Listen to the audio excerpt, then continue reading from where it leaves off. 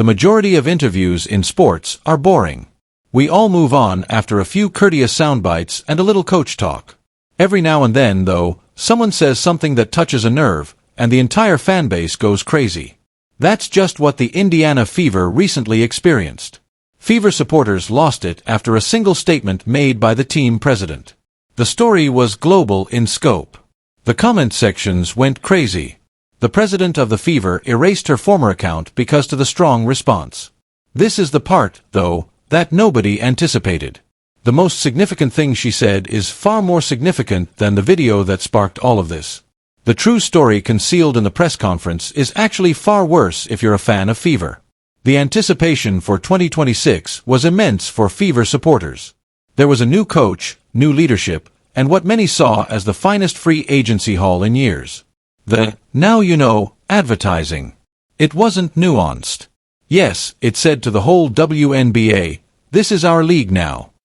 They also had Caitlin Clark, the most talked about female athlete.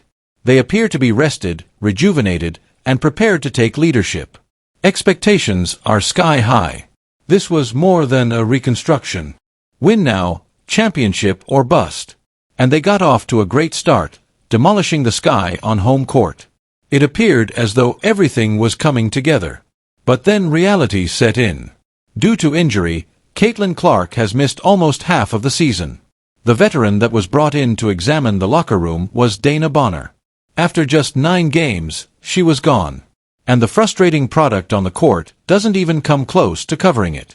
On certain nights, they appear unstoppable, defeating competitors such as the Aces, Liberty, Lynx, and Dream. They lose twice against the Sparks on other nights. Additionally, the strategy has been evident while Caitlin is on the ground.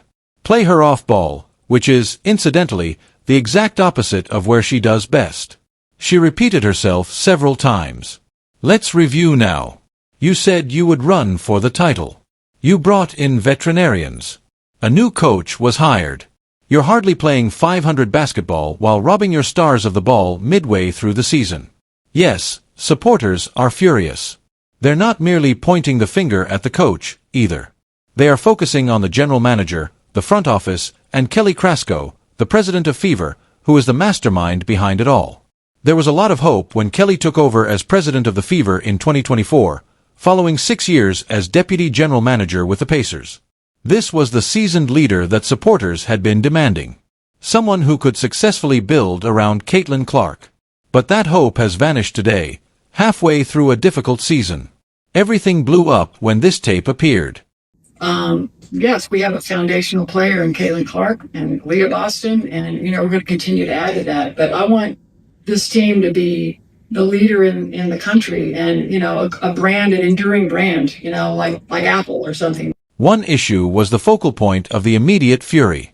Caitlin Clark isn't just a part of the Indiana Fever, she is the Indiana Fever. To be honest, fans weren't mistaken. The Fever's franchise value has increased by $273% since Caitlin joined the league. They are now the third most valuable team in the WNBA, valued at $335 million. Indiana's home game attendance averaged little over 4,000 in 2023. That figure increased by 318% to over 17,000 during the previous season. And it doesn't end there. ESPN's viewership increased by 170% during the previous season. However, Caitlin's games carried it rather than just contributing. Her matchups made up 45% of the league's total broadcast value. Only when Caitlin was visiting the area did teams transfer games to NBA arenas. Every franchise in the league saw its valuation quadruple or more, merchandise proliferated, and ticket prices soared. The WNBA is currently valued at $3.5 billion. Therefore, supporters are not lying when they claim that Caitlin Clark is the brand. She is the league's engine, not just the focal point of the Fever. If Kelly Krasko claims to be creating the WNBA's version of Apple, then Caitlin Clark is more than just the iPad. She is the iPhone, the MacBook Pro, and the AirPods. She represents the whole range of products.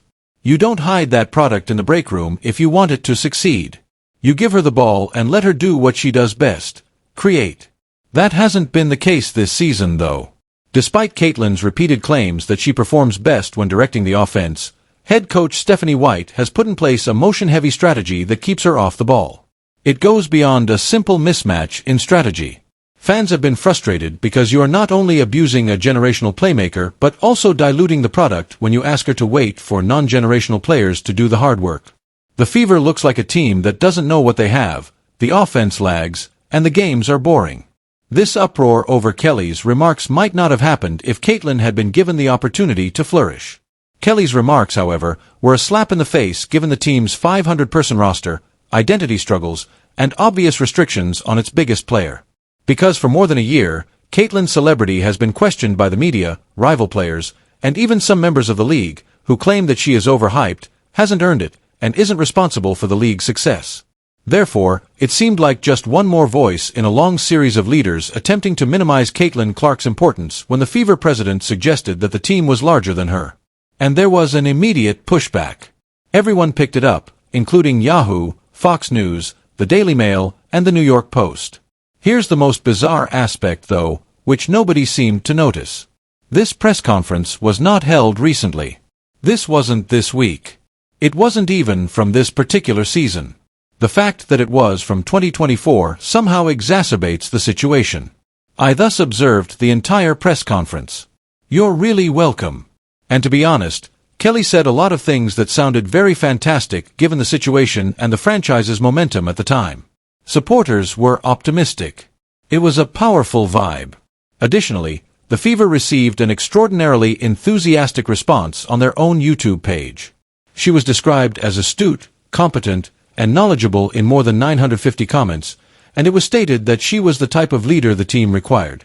Nobody objected to what she said at the time. However, that same news conference has a very different impact now that we've seen how things actually transpired. Because one statement that is far more illuminating than the Apple parallel was hidden in the midst of all the corporate confidence. To be honest, it should leave every fan of Fever perplexed. I see so many similarities in Caitlin and Tyrese, primarily because they control the tempo of the game. And we want to play almost identical to the way the Pacers are playing, or maybe they want to play like we're playing. But either way, it's, finding those right fits around a point guard like her is going to make us awfully dangerous. Fans wanted to hear exactly what Kelly stated there. With the ball in Caitlin Clark's hands, the attack moves quickly, setting the tone and providing opportunities for others. That's the basketball of Caitlin Clark. She also reiterated how appealing Caitlin's style of play is to free agents to ensure there was no misunderstanding. I would think that if you are a smart basketball player and you watch the way she plays, you would want to play with her. She, much like Tyrese Halliburton, she gets you the ball in places that you didn't even know you were open. All of this raises the obvious question: what went wrong? Because we haven't been witnessing the quick, fluid offense centered around Caitlin Clark that fans were promised. Not even near. Fans and analysts have gone crazy about it. And how much grace are we going to give to a coach because the coach says we're working things out for the rest of the season, we're trying to figure out our identity? Do you want to know what your identity is? You shouldn't need to figure out your identity. You have Caitlin effing Clark on your team. It goes beyond the type of play, too. It's the staff.